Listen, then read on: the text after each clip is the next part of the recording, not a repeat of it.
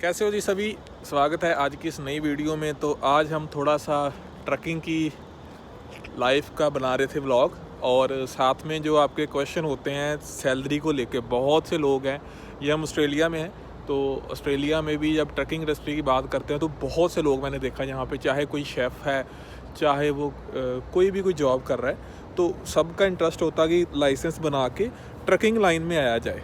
तो ऐसा क्या है ट्रकिंग में कि कितने लोग आना चाहते हैं, जहाँ स्पेशली हमारी जो कम्युनिटी है वो हर कोई ट्रकिंग करता रहता है। तो आज की इस वीडियो में मैं आपको बताऊंगा पे रेट वगैरह, एवरेज कहाँ तक होते हैं, ट्रक ड्राइवर की अर्निंग क्या होती है, ऑनर ऑपरेटर का भी आइडिया दूंगा। आप चैनल को सब्सक्राइब कर ले जल्दी से जल्दी, ताकि जो भी वीडियो आती है लाइफ इन ऑस्ट्रेलिया के रिगार्डिंग वो आप तक जो है वो टाइमली पहुँच सके। तो अभी जो आपने ये ट्रक देखा वीडियो में, तो ये प्राइम बोल देते हैं इसको। एंड इसमें क्या होता है कि ट्रेलर अलग से होता है और ये मेन ट्रक ही होता है। जैसे आपने देखा होता है कि सिंपल ट्रक होता है, इंडिया में भी चलते हैं ऐसे कई।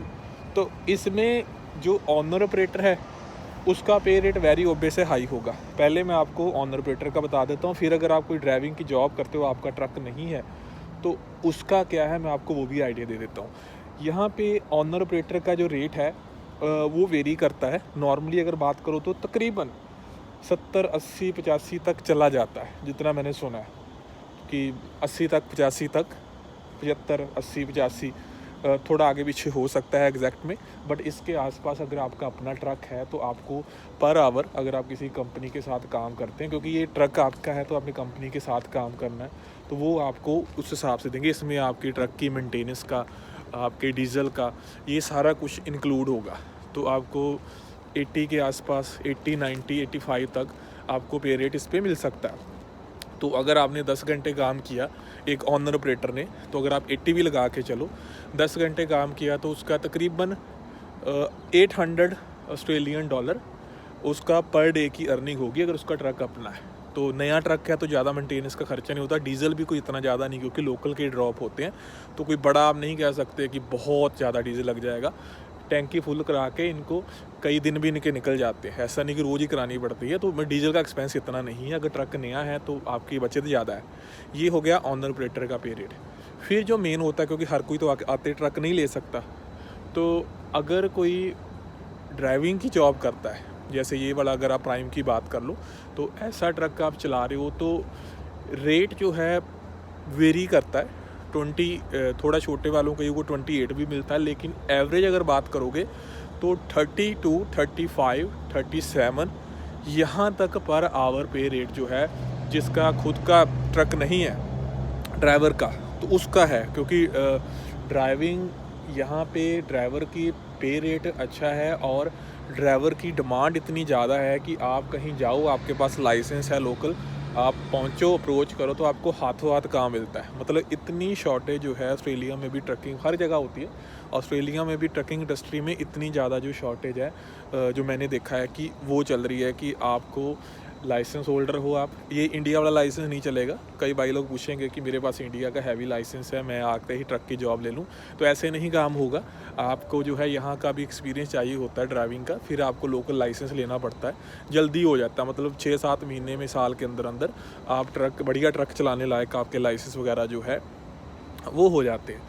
तो आवरली ड्राइवर का पे रेट हो गया तकरीबन 30 से 35 तक, तो मैंने सुना है कि मिल रहा है आराम से इस टाइम पे, कईयों को ज़्यादा भी मिल रहा है। तो अगर वो 10 घंटे काम करेगा, जिसका खुद का ट्रक नहीं है, मतलब उसकी कोई डीजल की कॉस्ट नहीं है, उसकी कोई मेंटेनेंस की कॉस्ट नहीं है, तो $350 के आसपास वो पर डे बना सकता है। तो आप इंडिया का अगर अंदाज़ा लगा लो तो तकरीबन ये हो गया अपना 18-20 हज़ार के आसपास पर डे के हिसाब से। यहाँ ड्राइवर काम करते हैं 5 डे इन अ वीक, मतलब कि 20 दिन काम करते हैं महीने का। तो उस हिसाब से आप आइडिया जो है वो ले सकते हो कि कहाँ तक अर्निंग जाती है।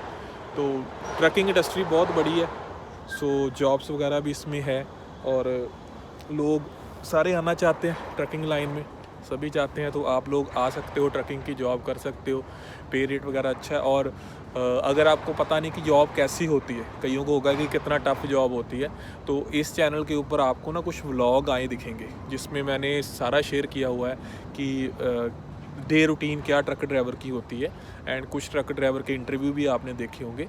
तो ये अच्छी अर्निंग वाइज देखोगे तो इस जॉब में पैसे अच्छे, क्योंकि आपको नॉर्मली $30-35 जल्दी से किसी जॉब में नहीं मिलते। नॉर्मली अगर हम इंडियन से कोई आता है तो आप 20-25 वाली रेंज में रहते हो, तो इसमें ठीक है मेरे हिसाब से। अगर ट्रकिंग लाइन में हमारे लोग आते हैं तो उनका रीज़न भी यही है कि अर्निंग जो है अच्छी है, और कुछ साल चला के बंदा अपना ट्रक ले लेता है, क्योंकि फिर आपने देखा कि तकरीबन डबल से ज़्यादा पे रेट मिलता है। और अगर ट्रक नया है तो कई साल तो वो रिपेयर आपके मेंटेनेंस नहीं मांगेगा। अगर ट्रक पुराना है तो आपको दिक्कत आ सकती है। नहीं तो ऑनर ऑपरेटर का भी इंटरव्यू, जग्गी ट्रक ड्राइवर का इंटरव्यू आपने देखा होगा, इस चैनल पे पड़ा हुआ है। सो आप वो इंटरव्यू दोबारा से देख लो कि ऑनर ऑपरेटर के खुद के व्यू की क्या अर्निंग होती है, क्या चीज़ें होती है, वो भी इस चैनल के ऊपर ऑलरेडी आए हुए हैं। तो ये ट्रकिंग की अर्निंग थी, सैलरी वालों की और ऑनर ऑपरेटर की।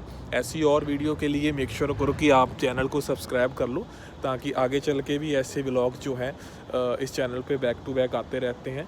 एंड आपको जो भी इस लाइन में आना चाहते हैं, तो सीधा जॉब तो नहीं है, लेकिन आप आके यहाँ स्टूडेंट भी आते हैं तो वो भी ट्रकिंग लाइन में आ सकते हैं। उसके लिए थोड़ा सा अपना रिसर्च वर्क भी आप ज़रूर कर लो। नई वीडियो के लिए नोटिफिकेशन आप ऑन कर लो। और आज की ये वीडियो यही कंक्लूड करते हैं, मिलते हैं अगली वीडियो में और अपडेट के साथ। तो पहले आपने एज ए ड्राइवर स्टार्ट किया होगा, राइट? As a driver. तो तब अगर 10 साल में पहले पूछूँ तो तब पे रेट क्या मिलता था आपको आवरली? तब आवरली पे रेट थोड़ा कम था। जैसे जिस साइज़ का ट्रक ये है 14 पैलेट, हम बात करें तो अराउंड 22 था। 22 पर आवर। 10 साल पहले भी जो था ड्राइवर की पे थी, तो मतलब 10 घंटे काम करते थे, फिर भी ठीक है, मैं इसको ठीक ही कहूँगा। क्योंकि अगर आप तब खर्चे कम थे, एक्सपेंसेस कम थे। और वैसे भी अगर आप आज भी अगर कनाडा जैसी कंट्री के हिसाब से देखो तो वहाँ मिनिमम वेज भी आप देखते हो तो $14-15 के आसपास है। तो अगर 10 साल पहले ऑस्ट्रेलिया में $22 अगर इनिशियल फेज पे तब कम हो गए पे रेट तो मिलता था, तो चलो वो स्टार्ट ठीक था। और तो अभी अगर बात करें तो अर्निंग कहाँ तक, मतलब आपको 10 साल का एक्सपीरियंस हो गया, तो अभी की अगर मैं देखूँ तो एक मैक्स मिनिमम मंथली आप बोलो तो कितनी अर्निंग हो जाती है अगर एक आप ऑनर ऑपरेटर काम करता है तो उस हिसाब से, क्योंकि पे रेट के हिसाब से तो बंदा देख लेगा कि 10 घंटे काम करता है तो वो कितने बनते हैं।